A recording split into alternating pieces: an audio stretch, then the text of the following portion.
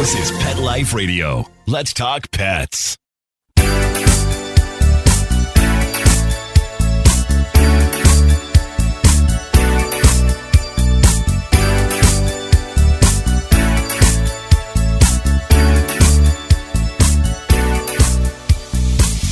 Hello, you're listening to Animal Party on Pet Life Radio with me, Deb Wolf, your host as always, and I'm coming to you from Camp Good Dog.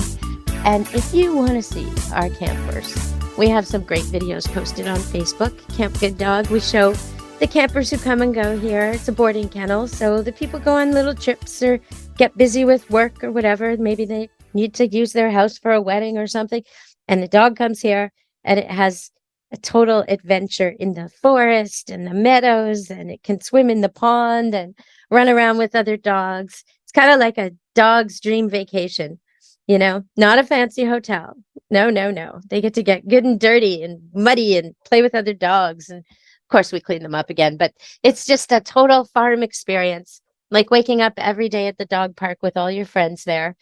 Because, you know, sometimes your dog gets to the dog park and there's no one else there, or it wants to go for a walk in the forest, but it's too wet or it's too cold and you don't take it and the dog's waiting and another weekend goes by. Well, this way your dog wakes up every day right there on 5 acres of fenced dog fields with his friends. So they usually come home tired, kind of like little furry carpets, and happy with lots of dreams and really excited. The second time they come, they're really excited to come back. So actually, that's kind of a hint. If you're taking your dog to a dog kennel and you've taken it once or twice and you go there and your dog is not excited to go there, think about it. Like, why is that? Now, if your dog's always puts on the big drama about leaving you, okay, fair enough. Maybe the kennel's fine and it actually has a good time. In fact, ask them to film it after you've left.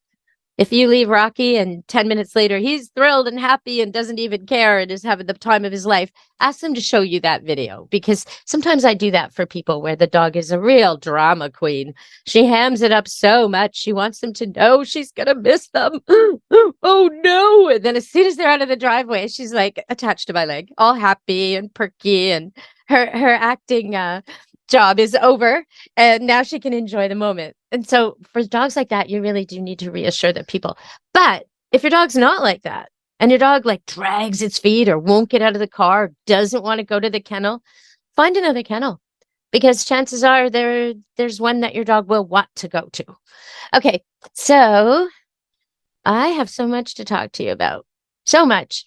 I had a bunch of responses to a show that was posted recently about Halloween, and I'm embarrassed to say I made a mistake in the show. So I want to correct that right off. Because it's really okay. First of all, I am not a skier. I am not a snowboarder. So I apologize now for getting the name of that mountain. But all you people out there who are snowboarders and skiers and want me to know, here we go, listeners out there.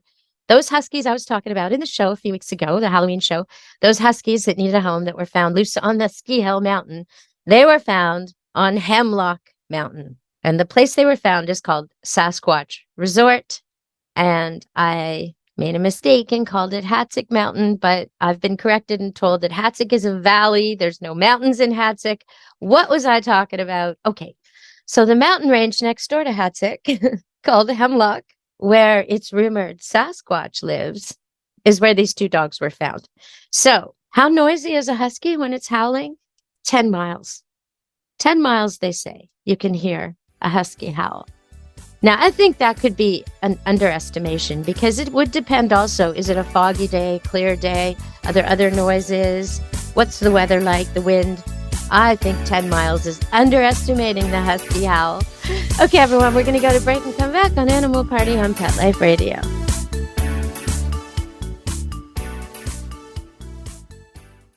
Take a bite out of your competition. Advertise your business with an ad in Pet Life Radio podcasts and radio shows. There is no other pet-related media that is as large and reaches more pet parents and pet lovers than Pet Life Radio. With over 7 million monthly listeners, Pet Life Radio podcasts are available on all major podcast platforms. And our live radio stream goes out to over 250 million subscribers on iHeartRadio, Odyssey, TuneIn, and other streaming apps. For more information on how you can advertise on the #1 pet podcast and radio network, visit PetLifeRadio.com/advertise today. Let's Talk Pets on PetLifeRadio.com.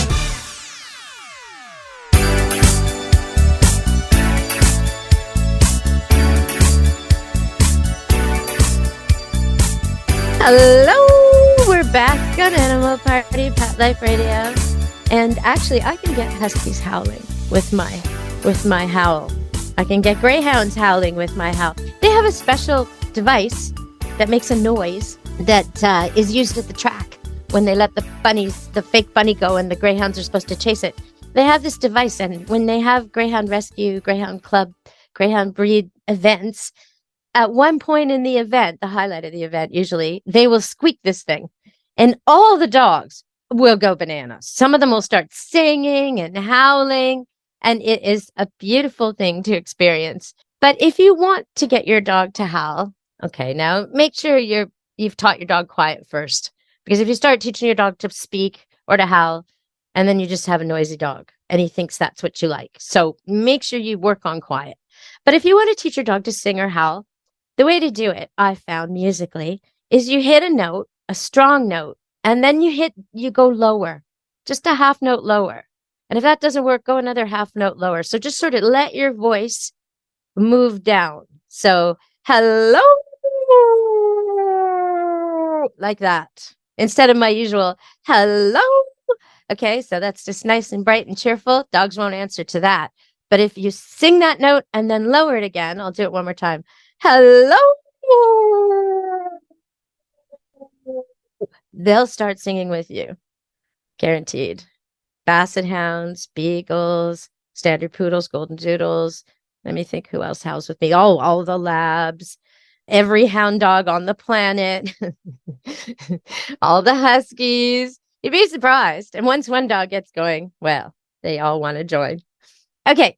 So that's how to get your dog to howl. I didn't think I was going to do a demo of that today. All right. So moving right along, I do want to talk a little bit about war. As you know, there's a war erupting in the Middle East, and animals are often displaced and often in trouble and often left behind. And the suffering of the people is exasperated, especially the suffering of the children when their animals are lost or displaced or injured. And so I'm thinking about all that. And I'm thinking about historically how dogs used to help in war, first just as morale boosters, and then food finders. When people were in ships, they would go onto the islands and the dogs would help them hunt or rustle up food. And then more recently, ammunition detection, mine detection, guarding, surveillance, hostage rescue.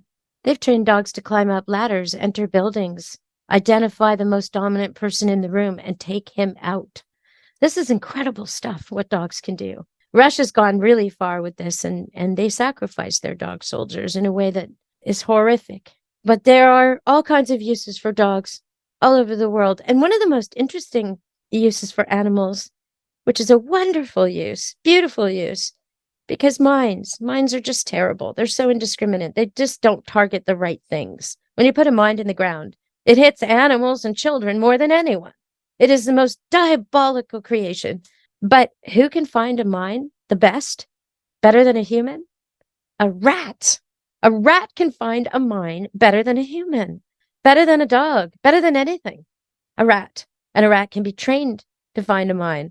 Now, where this gets interesting for all us dog and cat lovers is the only problem with training rats to find mines is the rats are constantly worried about predators. They're constantly on the lookout for felines, basically, and it interrupts their work and it makes them ineffective. So how do you deal with that? Well, very clever. You get cats that don't mouse and you expose your rat soldiers, your mine detection rat soldiers, to these cats that don't hunt. And so over time, the rats decide that they're not a threat at all. And they stop worrying about it. And then they go find the mines. It's so clever. And I just love it. And then the mines are dug up and nobody gets hurt. And the land is rescued from these horrible devices. And the animals and the wildlife, the birds, everything can live again. So that's a great great way to deal with war. All right, we're going to come back on Animal Party Pet Life Radio after one more break. Stay tuned.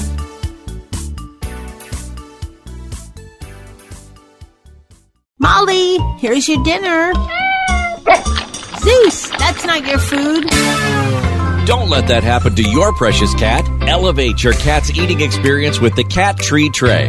The Cat Tree Tray keeps your cat's food off the floor and conveniently located on the cat tree. It's the perfect way to eat.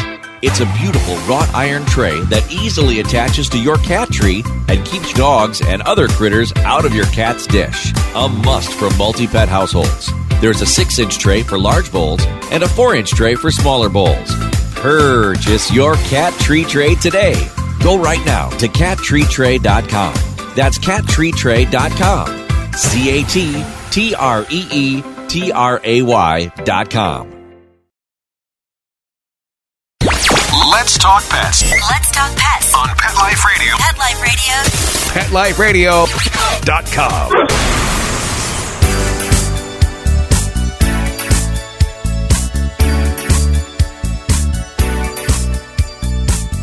Hello, we're back on Animal Party Pet Life Radio, and I'm thinking about all the animals I met in the Middle East, because I am thinking about the Middle East and all the humans I met there too. I met many people of many different faiths and many different backgrounds from all over the world. Jerusalem is such a drawing ground for people. Israel is in general. But you just meet people from everywhere, every walk of life, every type of culture, from the past, from modernity, every kind of person. And they were all living peacefully, at least at times. And the animals of Israel, the local dogs bred there, like Salukis and Canaan dogs, but also the many, many imports and the cats. You know, I know there's a strong bias against dogs in many countries, including many Muslim countries, even though Muhammad raised Salukis. But cats are cherished throughout the Muslim world, and you can see it. It's historic, but it's also current. There's cats everywhere, and they're it's so lovely to walk through an old city and be followed and watched by cats, you know, as you go. So I am thinking of the animals of the Middle East and the many, many dogs and cats and horses and camels and donkeys and all of that. And while we talk about that, I did get an email from someone asking about a donkey. Okay, so this donkey has previously been friendly with everyone, people especially, but also these goats that they have that are supposed to be pygmy goats, but I've seen the picture and those are not pygmy goats. Those are full-size goats. Okay, so it might be slightly small. There may have been a pygmy relative in there somewhere, but those are pretty big goats you got there on that farm. All right, so we got a donkey who used to like the goats, and now all of a sudden he doesn't. So I asked them a few questions in their email. I said, you know, is there less food? No, there's tons of food. Okay. Has anything changed? Well, yes, there's slight change because of the time of year. The pen is not quite the same as it used to be. So I said, is space an issue? And that's when they said, oh, space could be an issue. So if you've got an animal that used to be good and friendly and social and loving with all the other animals, like in a herd, or a dog that liked all dogs, or cat that got along with everybody, and then all of a sudden it doesn't, normally, first thing you look for is pain. So the first thing I asked them is, what are his hooves like? How are his feet? They said, nope, the vet's been, the farrier's been, everything's good with that. Okay. Then I said, how are its teeth? Nope, everything's fine. Is it eating and drinking normally? Yes. Okay, so we've kind of ruled out dental problems and foot problems, which are the big ones in those big animals. Elephants can die from just a small cut in the foot. So feet are really, really important to these huge, huge animals. Okay, so we got feet and we got teeth. That's ruled out. Eating and drinking normally, active, nice to people as always. So again, it doesn't sound like it's in pain. If it had dental pain, it'd probably not be eating right, you know? So, okay, if it had foot pain, it would probably be standing funny or not so friendly with the people. So, okay, so now we've kind of narrowed it down. And then when I said space, she said, yeah, maybe it is a space problem. So as those goats got bigger, the space got more crowded. They probably grew up a bit.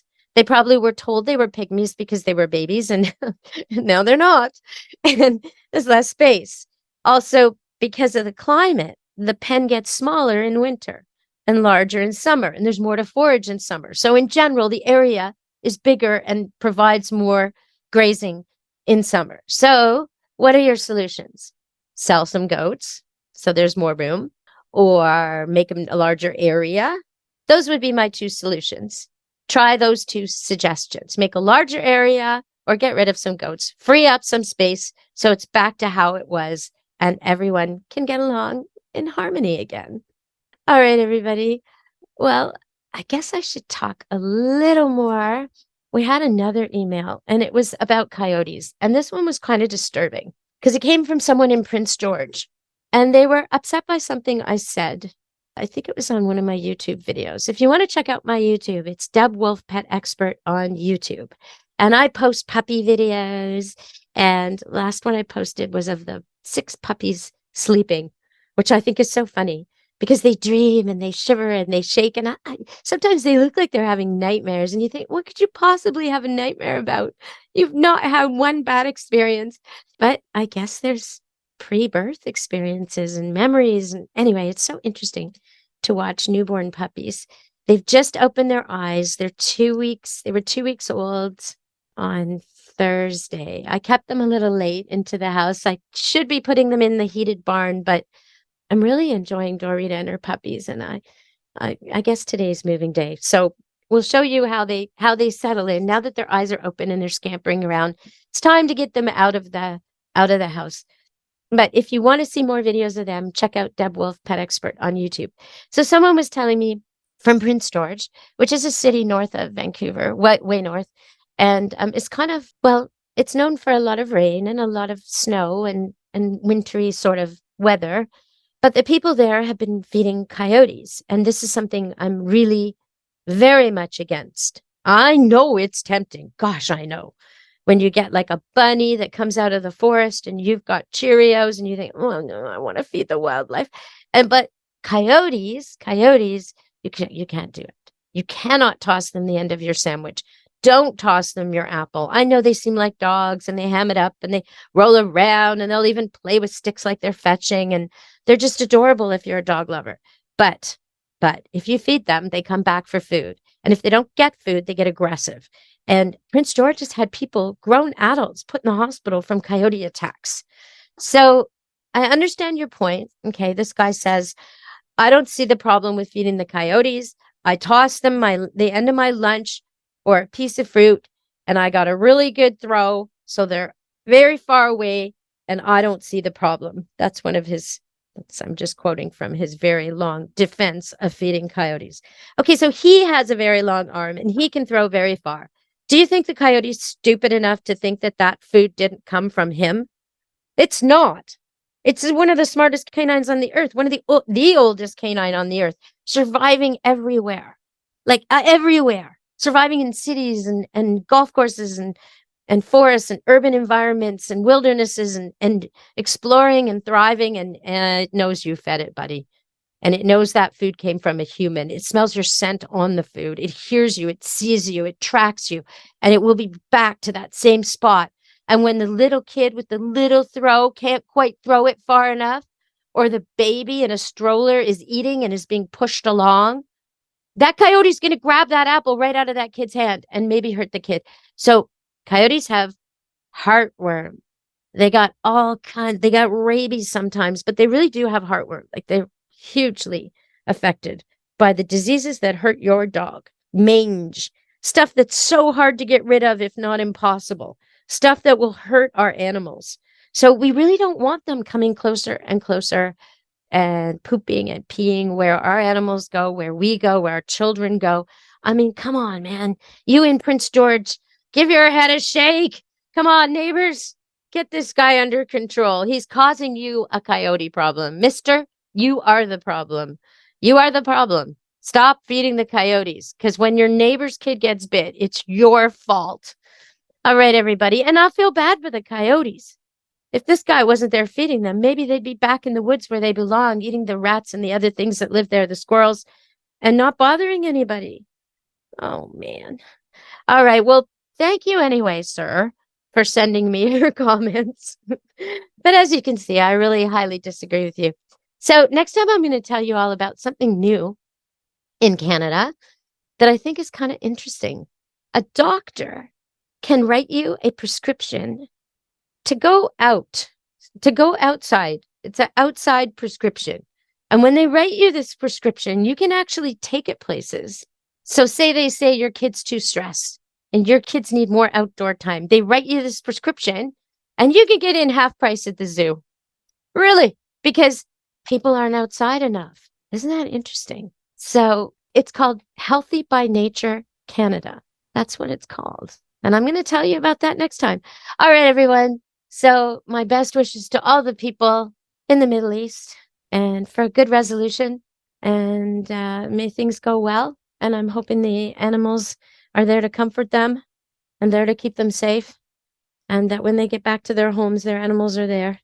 And anyone in the Middle East who wants to come on the show and talk about animal rescue, the displaced animals, anything to do with that, I'm open to that. I would love to have you on the show and we can make a request for donations and we can help you out because I know the animal rescues that were already there for the dogs and the cats of the Middle East, they're probably inundated right now and really, really hurting for supplies. So if you know someone in animal rescue in the Middle East, please have them contact the show, deb@petliferadio.com, and we'll have them on. All right, everyone. From me, Deb Wolf, and Animal Party and Pet Life Radio. Be good to your animals. Let's Talk Pets, every week on demand, only on PetLifeRadio.com.